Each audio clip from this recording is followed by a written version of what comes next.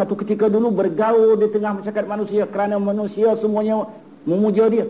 Dia menyangka bergaul di tengah masyarakat manusia dan masyarakat yang digaul itu memuja dia, dia menyangka dapat bahagia di situ, tapi tak dapat bahagia, tak dapat ketenangan. Akhirnya apa sudah terjadi? Dia tinggal istana besarnya. Dia tinggalkan kebesarannya. Dia tinggalkan manusia-manusia yang bergaul dengan dia selama ini. Dia duduk rumah yang terlalu sederhana. Dia bergaul dengan makhluk-makhluk bukan makhluk sejenis dia. Dia bela anjing banyak-banyak, tidur sama anjing, makan sama-sama anjing. Mudah-mudahan boleh jadi dapat bahagia makan dan bergaul dengan anjing. Pun tak juga bahagia. Jiwanya amat menderita sekarang. InsyaAllah lah rasanya intel-intel juga lah melalui surat khabar. Ada kemungkinan juga Brigade Badut akan bunuh diri. Orang yang begitu terkenal, dipuja oleh manusia seluruh dunia. Istana mereka lebih besar daripada istana raja-raja.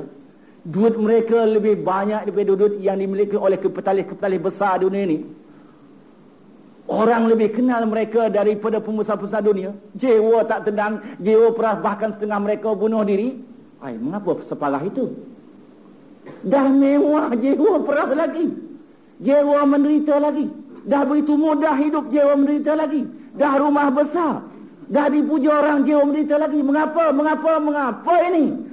Sebabnya saya dah kata mereka ini tak menyembah Allah, tak kenal Allah, tak mau mengabdikan diri kepada Allah, tak mau tunduk kepada perintah Allah. Bukan saja mereka ini menentang Allah, dia menentang akal dan hati kecilnya sendiri. Sebab itu mereka tidak dapat bahagia dalam suasana mewah.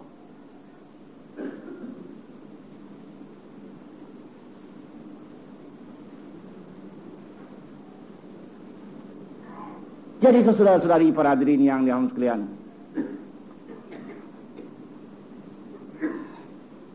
yang sebenarnya, saya ulang lagi, wajib manusia itu menyembah Allah.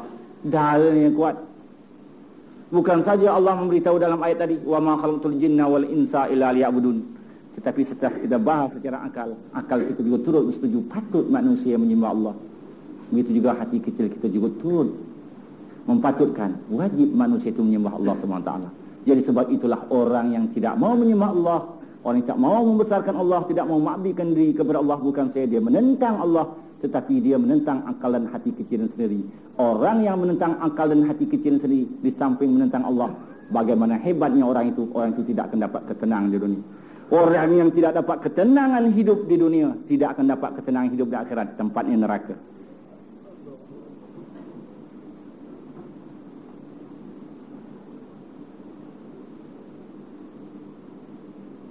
Jadi kalau kita nak mendapat ketenangan hidup, bukan saja di akhirat dengan syurga, tapi di dunia lagi. Walau kita miskin, walau rumah buruk, walau tak ada jawatan, walau tak ada pangkat.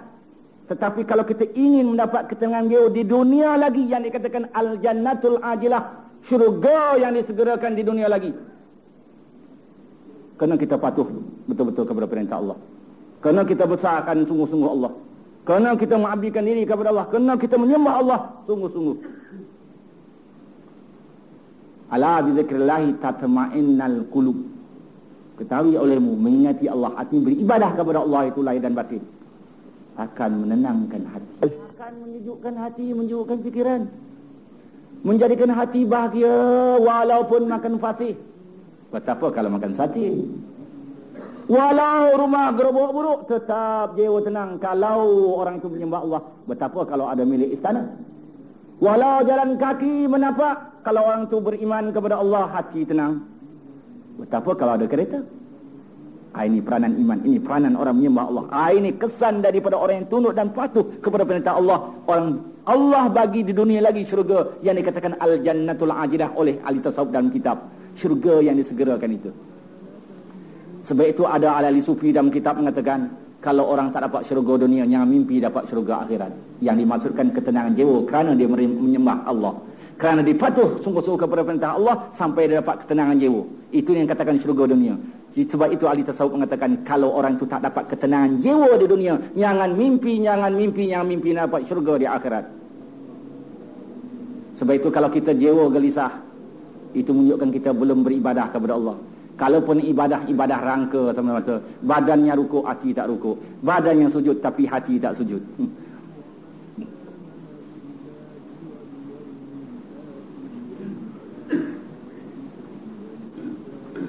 Jadi lagi sekali saya nak menyebut, terutama untuk peringatan diri saya sendiri, kalau kita ingin mendapat kebahagiaan di dunia dan akhirat, ketenangan di dunia dan akhirat, syurga dunia, syurga akhirat, kerana kita patuh kepada Allah, kerana kita menyembah Allah sungguh-sungguh, kerana kita mengabdikan diri kepada Allah sungguh-sungguh. Sebab itulah dipinta oleh Allah sesuai dengan penerimaan akal kita, sesuai dengan diterima oleh hati kecil kita sendiri.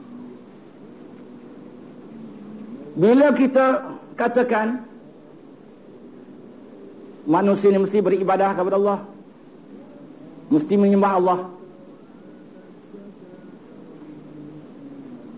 bila sebut ibadah, ibadah itu ada yang berbentuk fardu ain, ada yang berbentuk fardu kifayah, ada yang berbentuk sunat muakkad, ada yang berbentuk sunat ghairu muakkad. Ada yang asalnya harus. Perkara harus itu kedudukannya dalam syariat kita, kalau kita buat atau kita tinggalkan, berdosa pun tidak, berpahala pun tidak, tapi kita akan boleh dapat pahala, boleh jadi amal ibadah, boleh jadi dianggap itu satu pengabdian diri kita kepada Allah. Kalau yang harus boleh menempuh, kita tempuh 5 syarat. Niat mesti betul, perkara yang kita buat itu nyata diharuskan oleh syariat Islam. Yang ketiga, pelaksanaan mesti betul. Yang keempat, natijah yang mesti betul. Yang kelima, jangan meninggalkan ibadah yang asas, ibadah yang asasi. Ibadah yang asas dan ajaran Islam itulah menegakkan rukun iman dan menegakkan rukun Islam. Tak payah saya nak urai apa itu 5 syarat secara detail, nanti panjang sangat ceramah saya, cukup saya sebut sepintas lalu. Jadi ibadah itu ada yang berbentuk fardu ain, ada yang berbentuk fardu kifayah, ada yang berbentuk sunat muakkad, ada yang berbentuk sunat ghairu muakkad, ada yang berbentuk asalnya harus tetapi boleh jadi ibadah kepada Allah, boleh dianggap itu satu amal baik, amal salih kalau menempuh 5 syarat. Niat mesti betul, perkara yang kita buat itu nyata diharuskan oleh syariat Islam. Yang ketiga, pelaksanaan mesti betul. Yang keempat, natijah yang mesti betul. Yang kelima, jangan meninggalkan ibadah yang asasi, iaitulah yang sampai tertinggal. Kita buat perkara yang harus, kita buat perkara fardu kifayah, sunat muakkad, sunat ghairu muakkad, sampai tertinggal fardu ain, itu tak boleh, tak jadi ibadah. Tosa yang harus, fardu kifayah pun tak jadi ibadah kalau fardu ain tertinggal. Sunat muakkad tak akan jadi ibadah kalau fardu ain tertinggal. Sunat ghairu muakkad tidak akan jadi ibadah kalau fardu ain tertinggal. Betapalah harus tak akan jadi amal ibadah kalau fardu ain tertinggal. Sebab fardu ain itu hukum yang paling tinggi, paling besar. Nombor 2 fardu kifayah, nombor 3 baru sunat muakkad, yang keempat baru sunat biasa, yang kelima barulah yang harus kita jadikan ibadah kepada Allah kalau kita boleh menempuh 5 syarat. Jadi ibadah itu ada yang bentuk fardu ain, ada yang bentuk fardu kifayah, ada yang bentuk sunat muakkad, ada yang bentuk sunat ghairu muakkad. Fardu ain setiap mukallaf, setiap individu muslim mesti, setiap mukallaf, setiap individu mesti melaksanakan. Dia tak boleh diwakilkan oleh orang lain, tak boleh orang lain menyelesaikan. Tapi fardu kifayah yang ada dalam ajaran Islam, kalau sudah ada satu golongan, satu kumpulan umat Islam yang dapat membangunkannya hingga selesai masalah itu, cukup untuk menampung kena-kena masyarakat, keperluan masyarakat. Tak kira di bidang ekonomi ke, di bidang pendidikan dan pengajaran ke, dan lain-lain, maka lepaslah dosa-dosa orang yang lain yang tak buat. Tetapi kalau tak ada satu kumpulan yang menyelesaikannya, yang dapat membangunkannya untuk kepentingan masyarakat Islam seluruhnya, semua sekali umat Islam yang akil balik di tempat itu menanggung dosa. Dosa jawabnya neraka. Sunat muakkad, sunat yang sangat digalakkan. Sunat yang biasa ini disuruh juga buat.